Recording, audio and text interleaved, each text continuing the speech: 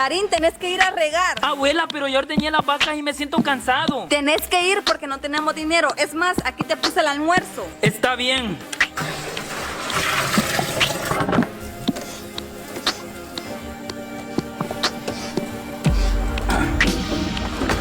Ay, voy a comer. Mi abuela me echó queso con tortilla. Ey, ¿y qué trajiste de comer? Yo compré pollo con papas. Yo traje los panes. ¡Qué rico están! El mejor pollo que he probado en mi vida.